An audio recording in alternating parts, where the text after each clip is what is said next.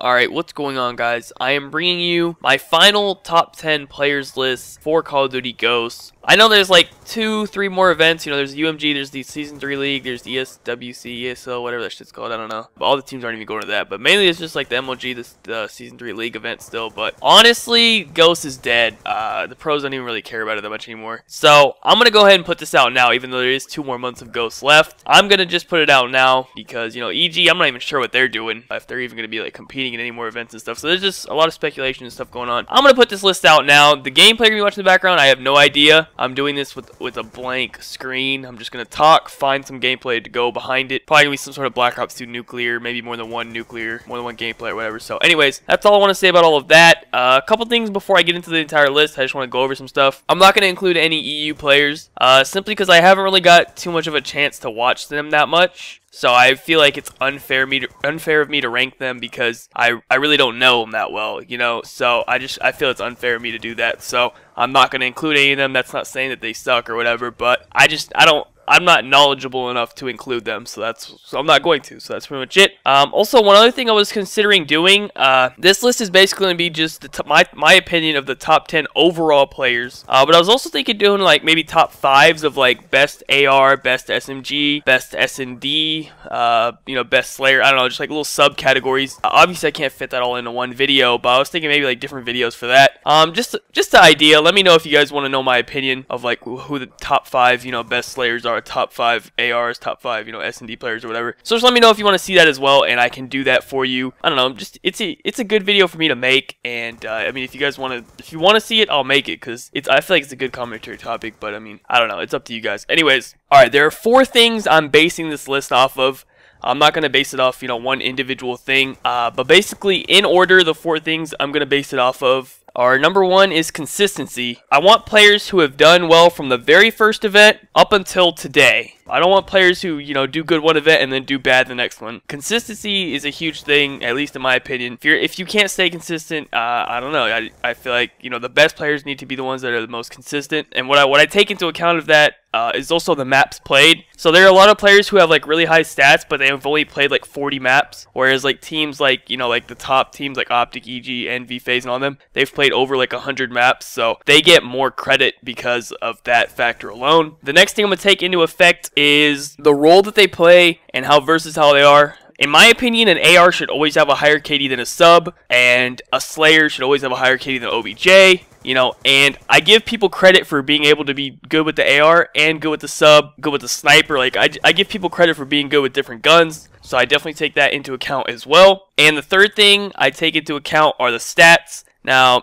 stats don't really matter. I mean, but at the same time, they do mean something, you know what I mean? Now, people can play for stats or whatever, and some people don't play for stats, so that's like kind of why they don't matter that much. And they really don't matter in Blitz, really. Like, KD doesn't matter in Blitz, but it does matter in S&D, and it matters in Dom as well. Not as much as S&D, I would say, but it still matters a lot in Dom. But Blitz, because of the sneak caps and stuff, it doesn't really matter. So anyways, the last thing is placements. Now, while placements do matter, you know, it's important to win. I'm going to give players more credit for winning. At the same time, winning happens as a team, so I can't exactly base an individual's skill level off winning, you know, if he has bad teammates. You know, like, I think perfect example would be like Formal. He hasn't won until he joined Envy. You know, he was playing with like the Halo players back in the day. He was placing like top 24 and shit, and he finally got on a really good team, and, you know, they won an event. So, you know, something like an example like that. So anyways, now those are the 4 things I'm really looking for. And yeah, so just so you know, I'm trying to keep this as unbiased as possible. Now, I do have like favorite players and stuff, so obviously that goes into it, I would say. But overall, I'm going to give an explanation for each player and why I put them where they're at, and hopefully this list is good. I don't know. I think this list is pretty fair. But you know, you guys are free to leave your list right now before you listen to mine. Even list your top 10 players in Ghosts and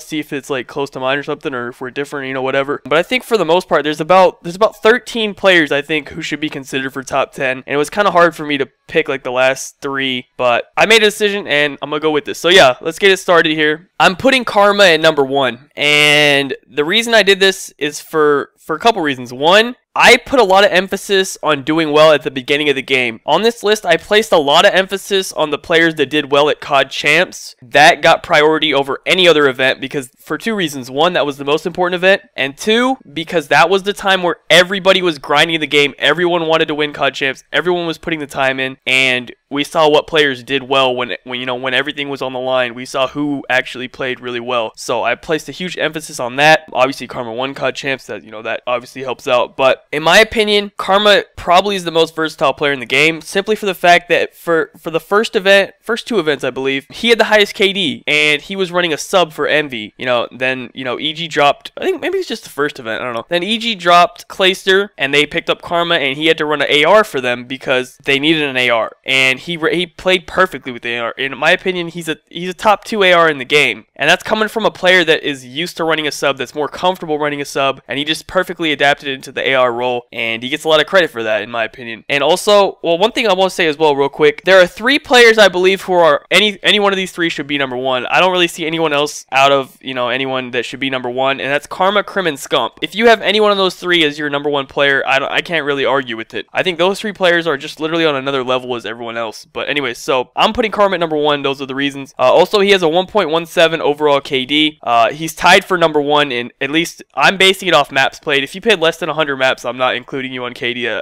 That's just how I'm gonna do it. There's who is it? I forgot who it was, but this one dude played like 35 maps or something. Had like a 1.3 KD, but he literally like barely played any maps. So sorry, but I can't credit that. Anyway, so Karma, Crim, and Scump all have a 1.17 so far in Ghost overall after every single event. I don't know, just throw it out there. But anyways, number 2 player, I give it to Crim, and there's one main reason why I gave it to him, but him and Scump in the beginning of the game were both not very good. They were average. I shouldn't say bad or anything. In the beginning of the game, Crim and Scump were very average players. Karma was easily the best in the beginning of the game, and as the game is transitioned on, Scump has dramatically improved, and Crim improved for a very long time, and then, when the Vector became the new thing, he kind of went back to being a little bit more average, but Scump has excelled with the Vector even, so, he gets his credit for that. But basically, in my opinion, Crim's the best S&D player in the game. I know everyone says kill or whatever. That's a joke. I can't credit someone in S&D whose strategy revolves on smoke grenades. That's not a strategy to me. I like the way Crim plays S&D. He plays it straight up, and I give people credit for that, and also he holds the record for most kills on land with 20. And he got that on FaZe Black, I believe. So he didn't even get that on like randoms. Like he got that on a solid team. So credit right there. So the reason I put Crim ahead of Scump is simply because of his S&D. I think Scump's a better Dom player, but Crim's a better Blitz and S&D player, so that's why I'm gonna give him his credit for that. Now, obviously, we got third, we got Scump. My opinion, he's the best Dom player in the game, but I feel like his S&D is weak. Like, his Dom, number 1 out of everyone. His Blitz is top 10, maybe top 5 out of everyone. I guess I'll give him top 5 out of everyone. His S&D is not top 10, so that's the problem. I'd say Crim is top 10 in every game mode, so is Karma. Scump's really not that good at S&D. Like, he's gotten a lot better, I'll give him his credit for that, but I don't know, he's not that good of an S&D player. I mean, that's all I can say really about it. So that's why I have Karma and Crim ahead of him, because they're both really good at S&D, and I give a lot of emphasis for, players that are well-rounded, so that's why I put Scump at number 3. So those 3 right there, another level. So let's move on. Number 4, I got Aches at number 4. Everyone hates Aches or whatever for his attitude, all that stuff. I'm not factoring any of that into this. Stats-wise, Aches has some of the best stats in the game, and he's the leader of EG. According to him, he calls all their shots in S&D, like he calls all their shit, like he's like the mastermind behind them or whatever. I'm sure Crim has a lot to say in their decision making as well, but I mean, apparently according to his tweets and stuff, he calls all their shots, so he gets his credit for that. He's just overall good in every game mode, and I mean, I don't know, that's all I can really say. I put him at number 4. Also, just the winning, that plays a lot into it as well. But yeah, that's all I can't really say anything about him. I don't feel like he really excels in one specific game, but I feel like he's a pretty well-rounded player, so there you go for that. Number 5, I got Saints.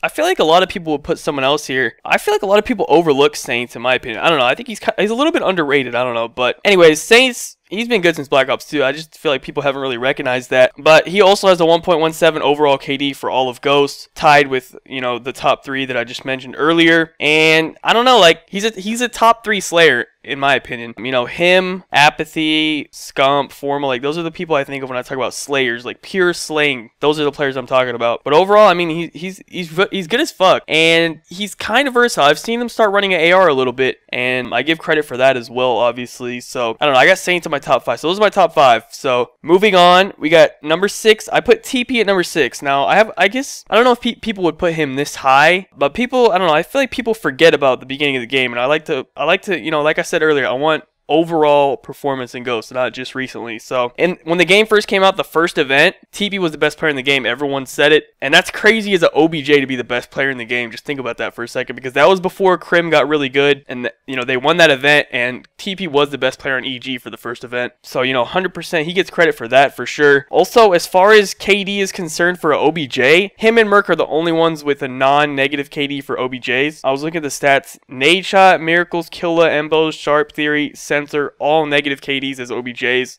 You know, I think there's some other OBJs in there, I probably forgot them, but those are the ones that, you know, I thought of the top of my head to check. They all had negative KDs, and him and Merc both had a 1.0 exactly. So I mean, it wasn't like they were crazy high, but you know, it says something when your OBJ has slaying power. And also, when you think about it, TP probably has the most stacked team around him. Think about who he's playing with: Karma, Crim, and Ake. They're going to be taking a lot of the kills, so the fact that he can still not have a negative KD playing OBJ, playing with probably the most stacked team out there, you know, I got to give credit for that. So that's why I put him at number 6. And yeah, that's pretty much all I really need to say about Teep. Number 7, I got Nameless at number 7. He had an amazing performance at Champs, so he got a huge boost for that. You know, obviously he won Gfinity recently, huge boost for that as well. He had a really high KD at Gfinity. When I think of Nameless, I really think of like a playmaker. You know, I think he had a 1v4 at Champs or something. Maybe it was a 1v3, I don't know. But I remember him making a lot of surge plays at Champs. Like, I don't know, when I think of Nameless, I just think of like a playmaker. He's recently started running AR a little bit, and he's been doing really well with it, especially on like Freight Dom. Like, he might have the best Freight Dom AR.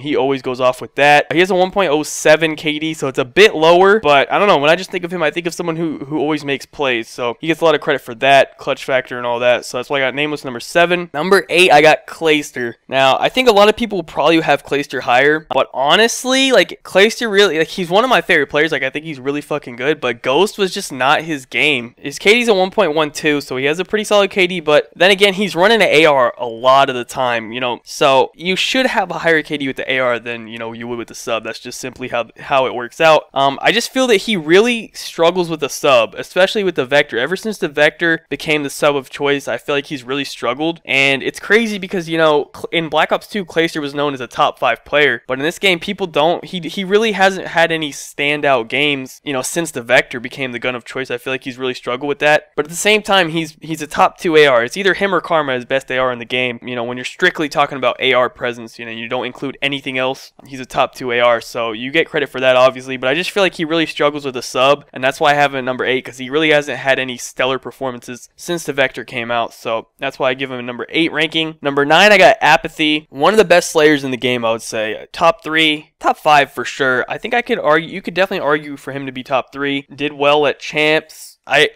kind of think of him as a playmaker as well. I remember the first impression he made on me was at Champs when they played EG. I think it was Regionals though, not Champs. I think it was Regionals, but he was just making hella plays against EG, and he really made, I was like, damn, like, who is this Apathy dude? Like I'd heard of him. I think he was on Curse in Black Ops 2. I'd heard his name, but I never really ever watched him or thought he was good or anything like that. And then he really impressed me at Champs, and pretty much just been doing well since then. I feel like Ghost has really brought him attention, I guess. He's pretty underrated still, but he was really underrated in the beginning of Ghost, and I feel like he's getting a lot more recognition now, and he's a good player. He's at 1.11 KD, so he's up there, but he's not all the way up there. But yeah, I mean, that's pretty much all I can really say about him. And number 10, I'm gonna give it to Formal. I kind of struggled with giving this to Formal simply because my number 1 thing I looked for was consistency, and it kind of feels like in the beginning of the game, Formal, he was really just, I don't want to say a random. I mean, obviously he wasn't random. In the COD scene, he was a random pretty much, and I feel like he played with like Halo players or whatever, and they didn't really place too well, you know, so no one really gave him a shot. But, you know, he finally joined Envy, and I mean, he really shined when he started playing with Envy, so I give him his credit for there. I feel like if he really focuses on COD, I don't know if he's going to go play Halo or whatever when it comes out, but if he really focuses on COD, I feel like he could be a top 5 player. I don't know. I've seen, like, drastic improvement from him in a very short period of time, and I don't know, he just seems like one of those people that's always good at any video game there is. He just seems like one of those people. He has a 1.13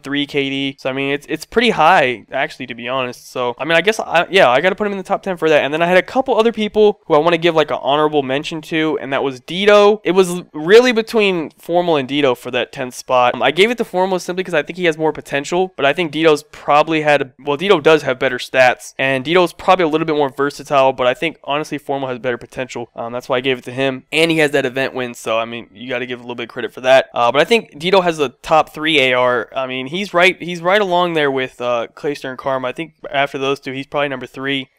Maybe him or Goonjar. Or I can even put Proofy up there. Proofy and JCap probably. That'll round up the top 5. Like, those are the top 5 ARs probably. I don't know. Maybe I'm forgetting someone. I'm just like thinking real quick. But anyways, you know, Dito, he has a 1.15 KD. So, I mean, it's higher than a lot of these people. He's literally right under, you know, the 1.17 like quad tie from, you know, Saints, Karma, Crim, and Scump. He's right under them. So, I mean, I think he has a top 5 KD in the game. But, you know, KD isn't everything. So, I mean, I can't exactly give him all the credit for that. But really good player. I think he's a bit underrated as well. But I got to throw him in there for the honorable mention. And I got Proofy. I struggled to put Proofy on the honorable mention even, but I feel like I'm giving him this honorable mention simply because of his history. But I honestly feel like Ghost was probably his worst Call of Duty. I know he was a beast at Black Ops 1. He was good at Black Ops 2 in the beginning. And I think the number one problem with Proofy is he cannot run a sub. Even in Black Ops 2, you know, when the meta changed and they had to stop running their double ARs, he really couldn't. They made Proofy run the sub and he couldn't do it. He like literally just struggled.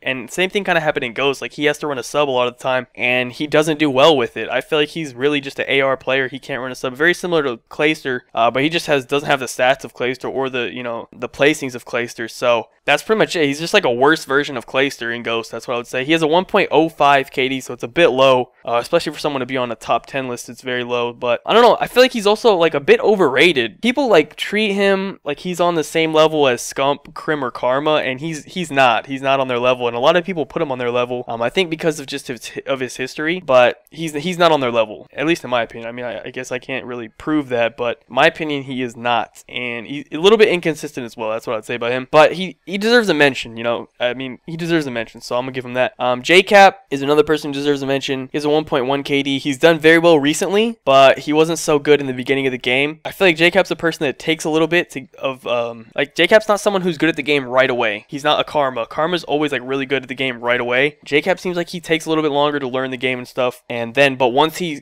gets it, he ends up being really, really good, and that's kind of what we're seeing now. He's really good late into Ghost, but I mean, at the same time, he was good at Black Ops 2 in the beginning, so I don't know, man. Maybe I'm wrong about that, but he hasn't had the consistency throughout the game to be in the top 10. But if I had to make a top 10 based on recent placings and recent, you know, performances, he'd definitely be up there with his G3 performance and his Dallas performance. So there you go for that. And the last one, I thought I'd give a little mention to Goonjar. I can't put him in the top 10, but I can see someone maybe putting him in there. I wouldn't really complain, I guess, if I saw someone putting him in there. He has a 1.03 KD. He's been a little bit inconsistent, but he's had his really good events as well. So there are some events where he plays like a top 10 player, but there's other ones where he's a little inconsistent. So that's why I give him that. But I don't know. This video is long enough, I think. So I'm going to end it there. That's my top 10. That's my reasoning for it. Hope you guys enjoyed. I hope this video isn't too long. It's like 20 minutes or something. Anyways, that's pretty much it. So hope you guys enjoyed the video. Be sure to leave a like rating if you enjoyed. Leave your top 10 down below. If you agree, disagree, let me know. And that's pretty much it. Follow me on Twitter, links in the description. And have a good day. Peace out.